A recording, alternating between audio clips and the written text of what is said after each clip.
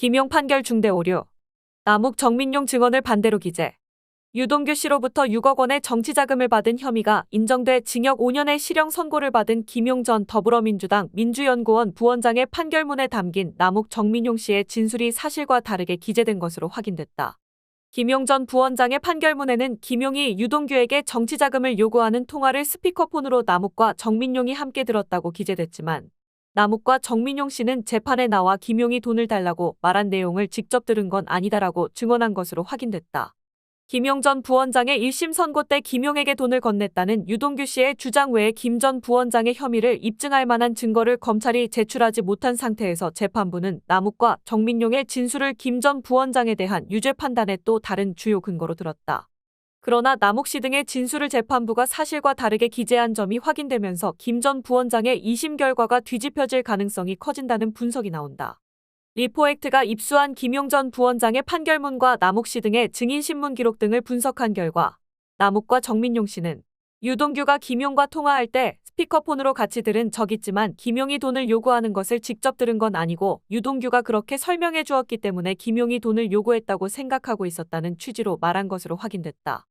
지난해 3월 28일 김용 전 부원장의 재판에 증인으로 출석한 남욱 씨는 그런 고문실에서 스피커폰으로 통화를 하셨다는 게 유동규가 김용하고 스피커폰을 켜놓고 했다는 건가요라는 검사의 질문에 그때 저랑 정민용이랑 옆에 이렇게 둘이 같이 앉아 있었고 맞은편에 유동규 본부장이 앉아 계셨는데 테이블에 이렇게 놓고 스피커폰으로 통화를 하셨습니다라고 말했다.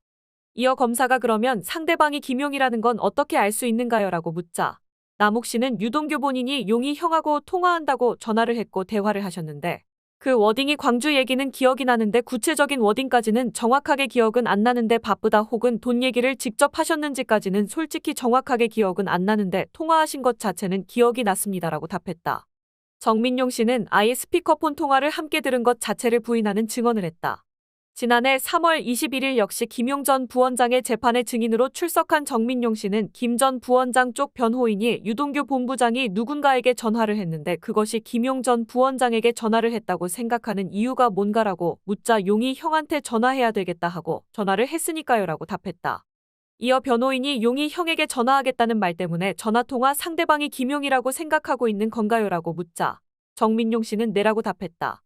이어 변호인이 또 그러니까 전화 너머로 김용의 목소리를 들은 것도 아니지요 라고 묻자 정 씨는 예, 목소리가 들리지는 않았습니다라고 답했다.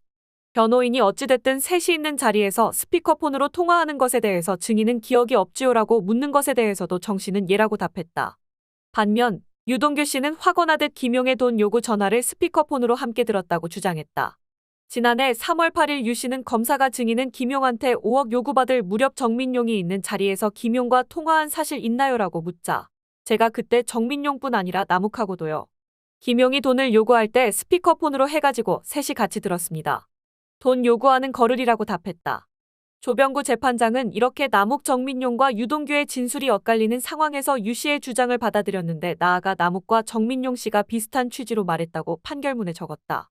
김용 전 부원장의 판결문에는 남욱은 이 법정에서 2021년 5월 30일 일요일 무렵 정민용과 함께 유원홀딩스 사무실에서 유동규가 스피커폰으로 김용과 통화하는 것을 들었는데 당시 김용이 광주에서 돈이 필요하다는 취지의 말을 하였고 자신이 김용의 말을 들었기 때문에라는 내용의 진술을 하였다고 기재됐다.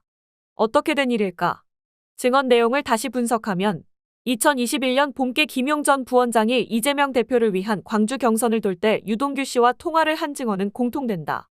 유동규 씨는 스피커폰으로 돈 요구 대화를 남욱과 정민용 씨가 함께 들었다고 주장하지만 남욱은 스피커폰 통화는 있었지만 내용은 기억나지 않고 유동규 씨가 돈 요구 통화 내용을 사후 알려줘서 그런 대화가 있었다고 알고 있다는 취지다. 정민용 씨도 비슷한 취지이지만 정 씨는 아예 스피커폰 통화 자체가 없었고 유동규 씨가 김용에게 전화해야 한다고 하면서 통화했기에 김용과 통화했다고 판단했다는 것이다. 즉, 유 씨가 남욱과 정민용 씨로부터 돈을 뜯어내기 위해 김용과 통화하는 청년기에 쓸 가능성도 배제할 수 없는 것이다.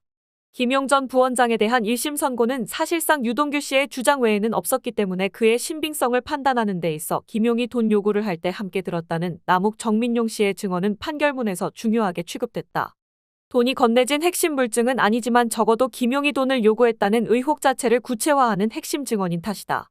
그러나 판결문에 적시된 증언 자체가 정반대로 확인되면서 논란이 크게 벌어질 것으로 보인다. 검찰이 작성한 신문조서 자체가 애초 발언의 취지를 윤색해서 담았을 가능성도 커 보인다. 김용 전 부원장의 재판 기록을 살펴보면 변호인이 신문 때 정민용 씨에게 증인이 검찰 조서에서는 김용하고 통화하는 것을 들었습니다. 그런 식으로 얘기를 했어요.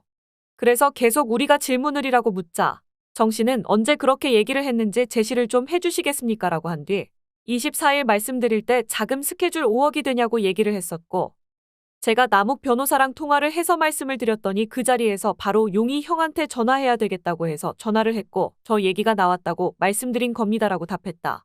조병구 재판장의 착각이든 의도였든 검찰이 정민용과 남욱의 진술을 윤색해 적은 신문 기록의 정확성을 검증해내지 못하고 나아가 법정에서 한 진술마저도 정반대로 적어서 김 전 부원장의 유죄 선고를 이끌어낸 것은 비판을 피할 수 없어 보인다.